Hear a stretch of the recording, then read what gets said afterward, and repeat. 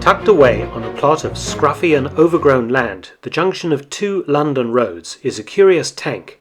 A pink tank, well, sometimes a blue tank, and sometimes an orange tank. As you've already guessed, the tank has become a piece of street art, but it's actually a dramatic statement about frustration, the frustration of its owner to be precise. Many of you have already identified this vehicle as a Soviet T-34-85 tank, the workhorse of World War II.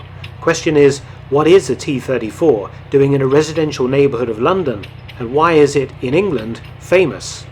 It all began in 1995 when property developer Russell Gray bought the T-34 tank for £7,000, ostensibly as a gift for his 7-year-old son.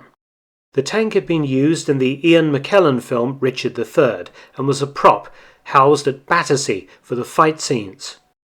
The tank itself has a bit of a dark history. In 1968, the tank had taken part in the suppression of the Prague Spring uprising in Czechoslovakia.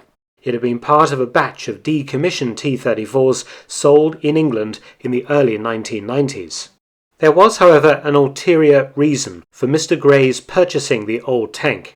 He owns the plot of land on the junction of Page's Walk and Mandela Way, where the tank now sits, and he'd lost a planning battle to build on the land with Southwark Council. But though he was forbidden to build a property on the land, there was nothing in the regulations about parking a vehicle on it. So the T-34, its main gun legally deactivated, was moved to the plot. But this was not any old vehicle. It was a tank after all, and so special permission was required from the council.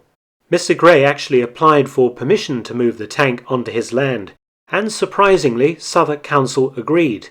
Only later did they realise it was a military tank and not a septic tank as they thought. Mr. Gray, still indignant that his planning application had been turned down by the council, had the tank's turret turned so that its gun faced the council offices. This must surely rank as one of the biggest one-fingered, or in this case one-barreled salutes in history. And there the T-34 has remained ever since, now nicknamed Stompie. It has become a local landmark and a fascination for artists, of the official and the unofficial kind, regularly being repainted or used as an urban art exhibit.